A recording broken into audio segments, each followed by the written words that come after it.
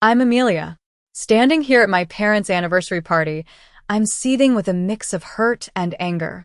My father just said, "It's just a chair. You can stand in the corner. Don't be dramatic," in front of 53 guests. I'm in a walking boot, a navy dress I picked out a few days ago, and leaning on a crutch.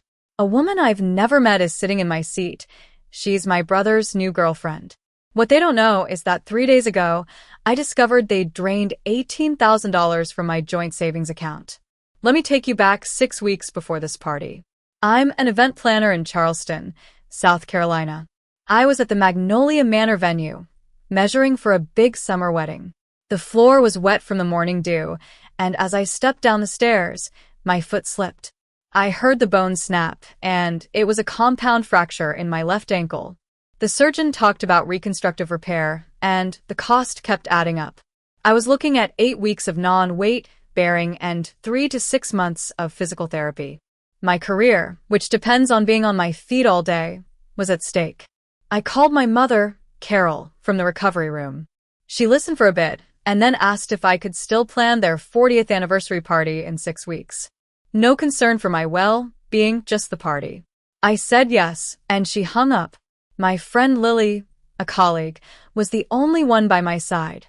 She drove me to the hospital and called my insurance. My family didn't show up, not that day, not the next, not during the whole recovery. 3 years ago, my parents were in financial trouble. My father, Robert, lost his job at the local factory. Carol had never worked outside the home. They were 3 months behind on their apartment rent, and the landlord was about to evict them. I used my savings to buy the apartment for $90,000. I put it in my name and set up a lease at $500 a month, way below the market rate of $1,500. I also opened a joint savings account with Robert, depositing $25,000 for emergencies. Over the years, they never paid rent on time. Every time they made an emergency withdrawal, it was for my brother, Tom. Tom is 35, and he's never held a job for more than a few months. He's been fired from a supermarket, a car dealership, and a delivery service. He has a gambling problem and owes money to several people. Carol always calls me when Tom gets into trouble, saying, "He's your brother." Family helps family. A few weeks ago, Carol called asking for $3,500 for a broken water heater. I transferred the money right away. But then Robert mentioned that the water heater had been working fine. I asked Lily, who's an accountant, to check the account statements. The night before the party, Lily called. She said they'd withdrawn $18,000 from the joint account in 4 transactions over 2 months. All were signed by Robert. I was shocked. This was my physical therapy fund. I called the bank, and they said it was legal since Robert's name was on the account. Lily Cross referenced the dates and found that the money went to pay off Tom's gambling debts and his DUI fines. I decided I couldn't stay silent anymore.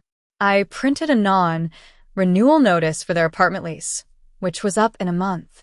I called Carol to confront her. She first tried to smooth it over, saying they'd pay it back.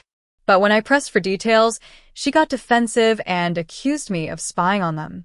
I ended the call, signed the non-renewal notice, and put it in my clutch. At the party, things got worse. Carol had told people I was on a lot of painkillers and might cause a scene. Then Tom showed up late with his new girlfriend, and Carol asked me to give up my seat. When I refused, my father said those heart-breaking words, "It's just a chair."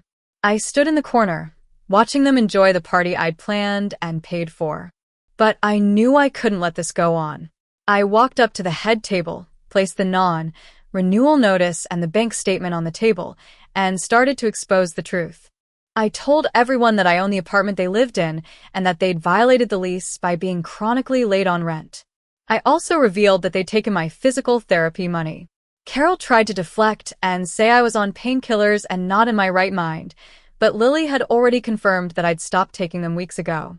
Tom's girlfriend realized he'd lied to her about me giving up my seat and broke up with him. The family was in an uproar, but I felt a sense of relief. I told my parents they had 30 days to find a new place, and I removed Robert's name from the joint account. After the party, my family members started to take sides. Some supported me, while others thought I'd gone too far. But I knew I'd done the right thing. I'm now focused on my physical therapy, and my business is still going strong. I've learned that setting boundaries is not selfish. It's necessary for my own well-being. I'm no longer the one standing in the corner, and I'm finally starting to live for myself.